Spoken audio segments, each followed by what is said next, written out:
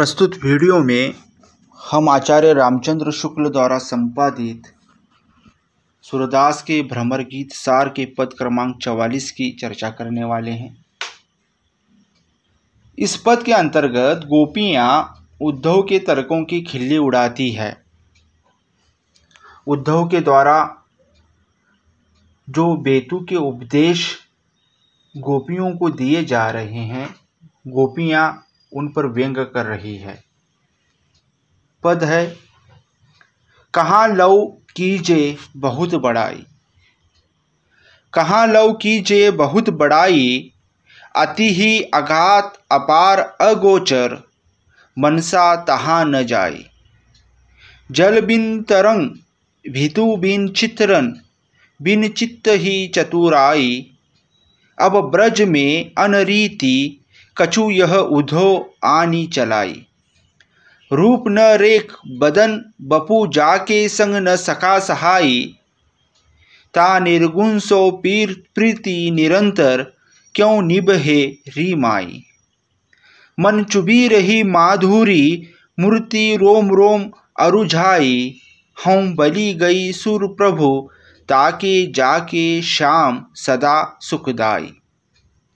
इस पद के अंतर्गत जब उद्धव गोपियों को योग के लिए उपदेश देते हैं तो उनके उपदेशों पर गोपियाँ व्यंग कर रही है और कहती है, हे उद्धव, आपका गुणानुवाद करने की सामर्थ्य हम में कहाँ, तो आपसे गुणानुवाद हम कर नहीं सकते।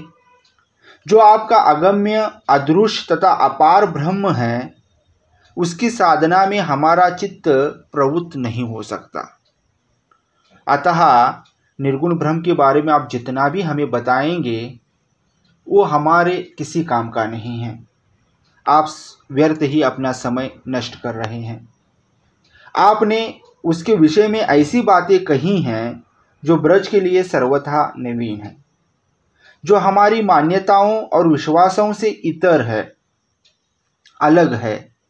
कैसा कौतुक है कि आप उसे ऐसा जल बताते हैं जो बीचीहीन है। आप जगत को ऐसा बताते हैं जो बिना दीवार के शून्य में चित्रित चित्र है। जिस ब्रह्म को आप अत्यंत निपुण भी बताते हैं और साथ ही यह भी कहते हैं कि वह चित्तधारी चेतन नहीं है। कैसा विरोधाभास है।